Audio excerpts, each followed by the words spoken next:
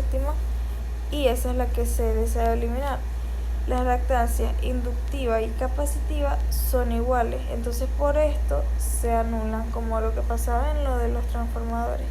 Y la impedancia que presentará el filtro para esta frecuencia es mínima y absorberá gran parte de la corriente armónica contaminante. Por último, se determina la impedancia de la configuración del filtro sintonizante simple. Acá calculamos nuestra impedancia del filtro, tenemos nuestra red de referencia, por 2pi, por la frecuencia, por la inductancia, menos 1 sobre 2pi por 60. Acá nos da nuestra impedancia. El filtro debe ser capaz de manejar las corrientes IRMS totales sin sobrecargarse, incluyendo las corrientes armónicas, y por esto se procede a corroborar que no rebasa un 135 de la corriente fundamental, esto es por la norma IEEE 18 del 2002. Esas son las normas establecidas para los filtros. Entonces calculamos nuestra corriente fundamental. Acá nos da este valor. Calculamos las corrientes armónicas inyectadas por la carga no lineal, el porcentaje de la fundamental, y a partir del registro de las armónicas individuales presentadas en la tabla, que acá tenemos la tabla, calculamos las corrientes armónicas que van a estar circulando por el filtro, que son estas que están acá.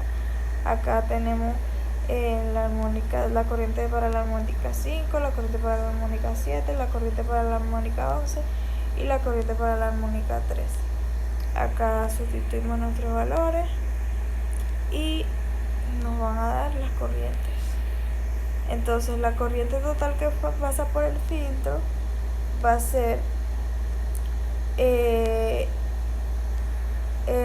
la raíz de la fundamental al cuadrado, de la corriente que nos da la quinta armónica al cuadrado, y así con todas las que tenemos anteriormente. La suma algebraica de estas elevada al cuadrado, se le saca la raíz y nos da la corriente total en valor RMS. Entonces la operación de los capacitores del filtro armónico elegido deben estar dentro de los límites de voltaje y de corriente establecidos por el IEEE 2018-2002. La tensión RMS media debe ser hasta el 110% de la tensión de la placa característica del mismo. La tensión de pico hasta el 120% de la tensión de placa. La corriente RMS hasta 180% de la corriente de placa, y la potencia reactiva hasta el 135% de la nominal. Verificamos que se cumple lo establecido en la norma. El porcentaje de margen, calculamos el porcentaje de margen de corriente, que es la corriente total RMS sobre la fundamental que ya habíamos calculado, y esto sí nos da acá tenemos nuestro valor. Esto lo que nos indica es que nos debe dar menor o igual al 35% de la fundamental. Entonces revisamos que el nivel de tensión no rebase la tensión del diseño del banco de capacitores basándonos en esta norma. Calculamos la tensión de la frecuencia fundamental, que nos da este valor. Calculamos las tensiones provocadas por las armónicas. Acá tenemos la tensión provocada por la armónica 5, 7, 11, 13. Nos dan todos estos valores. Entonces debemos revisar que se cumplan los límites. La tensión total de los capacitores producidos por las armónicas es la suma de estas que nos dieron anteriormente, y esto nos va a dar la total. Se debe revisar que se cumplan los siguientes límites exigidos por la norma para el diseño del filtrador armónico. Entonces calculamos el voltaje de acuerdo cómo se llama este valor. Acá tenemos nuestra ecuación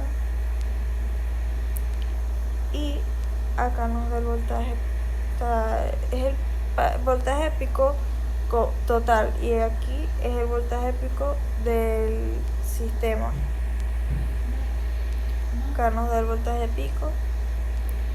Entonces, para las tensiones pico de la ecuación tenemos acá tenemos nuestra ecuación.